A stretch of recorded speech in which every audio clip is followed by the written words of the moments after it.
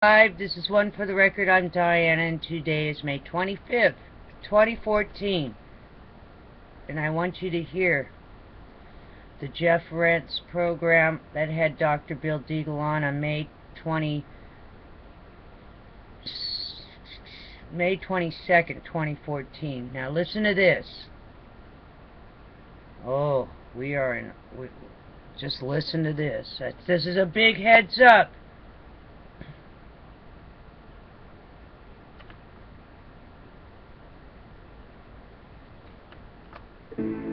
The radio program. Listen to this. Okay, hour number 2. Time for Dr. Bill Deagle to join us. Bill's with us once a week to bring us up to date on all kinds of things. Hello, William. How are you? Absolutely. The first story got to be Fukushima. Oh, yeah. And, of course, the Wipp plant in Carlsbad, New Mexico. Well, near Carlsbad. And, Yeah.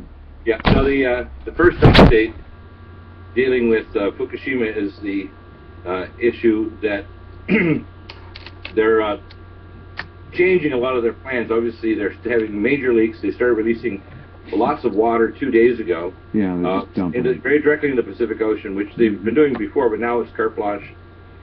That's really damaging. They're now also prevaricating on whether or not they're really keen about this ice wall, because they know it's going to raise the water levels inside the buildings and probably make the ground much more mushy, and more likely that if there's a tremor, it turns the ground into what's called a thixotropic gel, which means everything will subside and fall over very quickly. Sure. The situation, of course, is that they had a big earthquake a few weeks ago. It was the biggest since 3/11.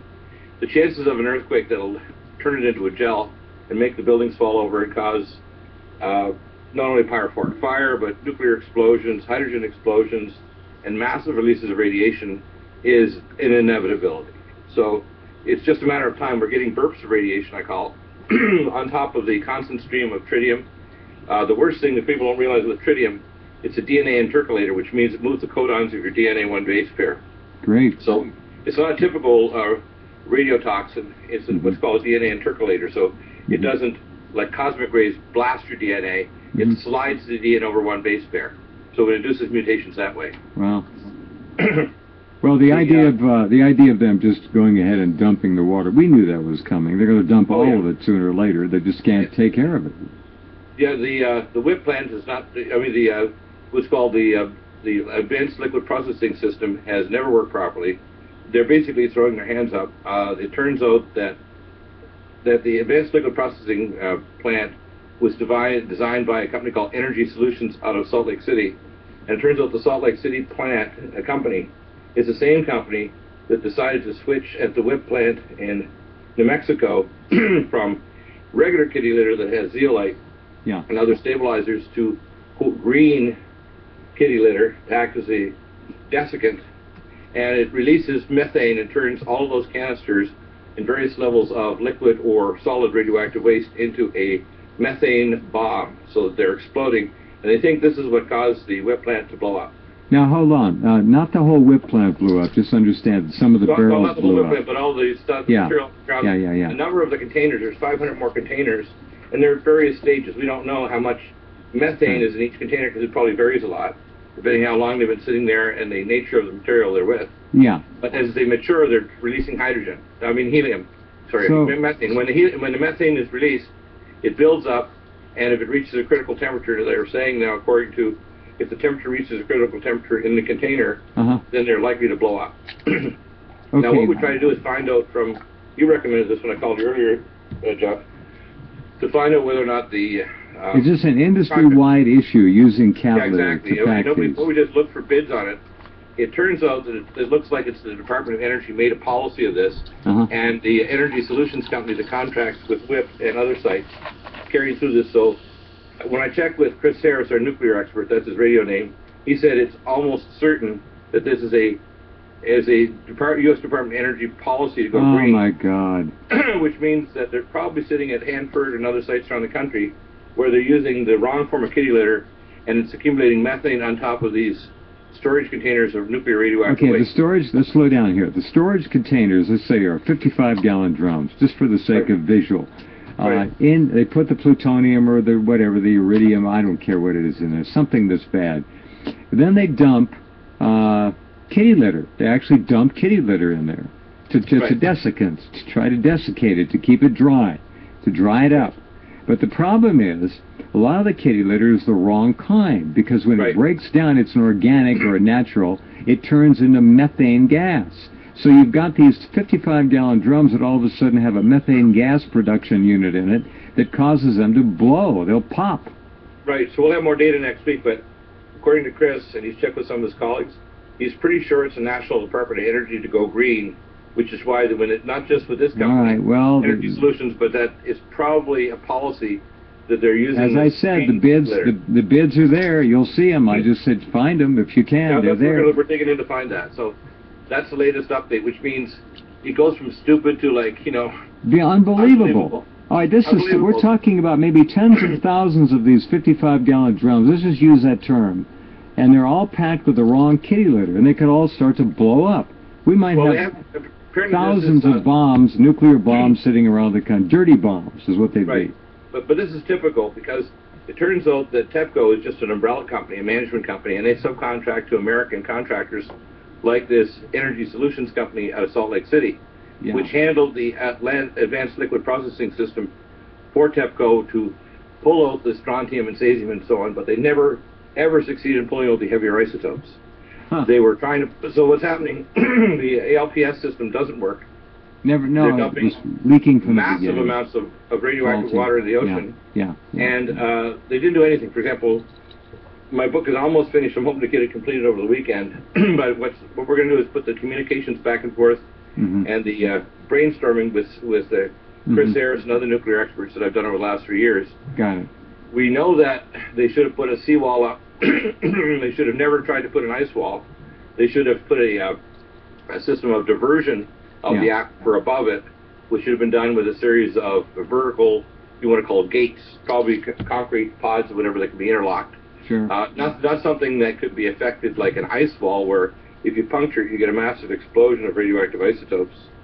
Or putting it down below the reactor, below the reactor, but before the escarpment down over into the ocean, which would guarantee that the water levels are going to rise not only in the entire site, but also inside these buildings that are highly radioactive. So everything they did is insane. Everything they did.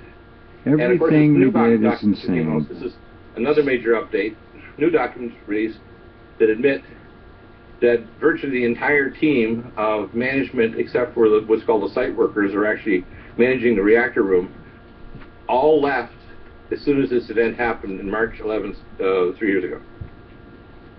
So they basically said, we're out of here, and they left. 90+% left, they fled. Yeah, only the small little percentage, which are basically like the Fukushima 50, these people that stay around, that were going to monitor and try to see if they could move the hydrogen out so it didn't have a hydrogen explosion in the torus.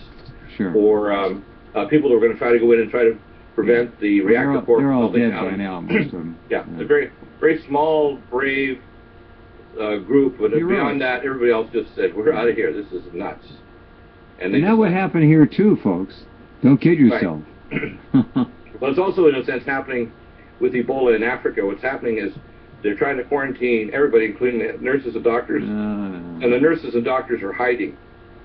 So we have a number of airborne plagues that are about to emerge. The first one is probably going to be hitting us is the beta coronavirus. The second is most likely going to be H7N9 coming out of China, which is now spread to all of the local countries. And the third is likely to be Ebola. Of the three, the one that's most likely to be most deadly is H7N9. Ebola is so deadly that it probably is going to, it'll probably be stopped cold after it kills so many people. Whereas H7N9 is the fastest replicating virus, flu virus in human history.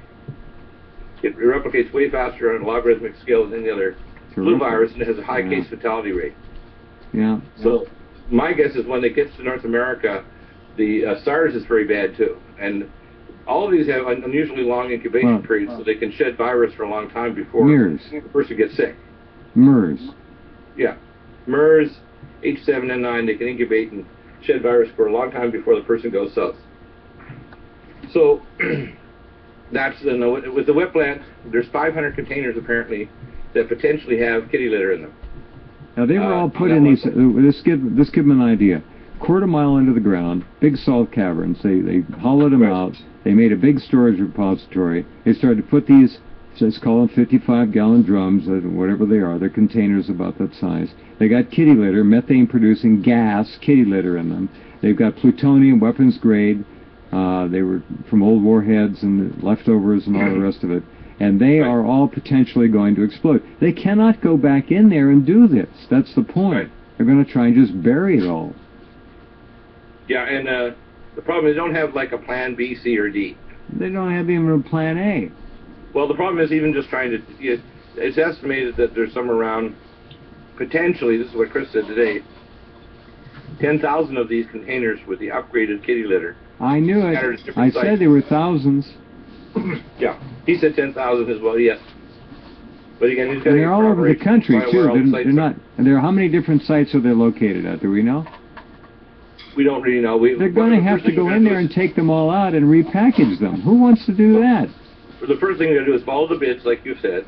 Second is to follow Energy Solutions and find if there's other companies that follow federal policy under the Department of Energy.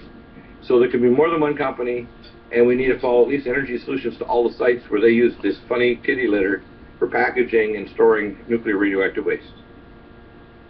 So, you know, this is a keystone cops of nuclear, you know, insanity. We're on borrowed time so much. Yeah, and you know, a lot of times people say, well, that's just your conspiracy theory. And no, it's not. No. We actually have a scientist that reported this, that Chris talked to personally, and the other members of the NRC team, and he's reporting this. This is exactly what happened, that they pulled the kitty litter. So they have his public name, so it's properly journalistically reported, and it's not a joke. This is real serious. Wow. So this is a big extinction level event type of situation. We are so screwed. Oh no. I don't know. Alrighty then. Heads up. I want everyone to be safe. And I just wanted everyone to hear that. Wow. I'll see you again tomorrow on the flip side. Alrighty then.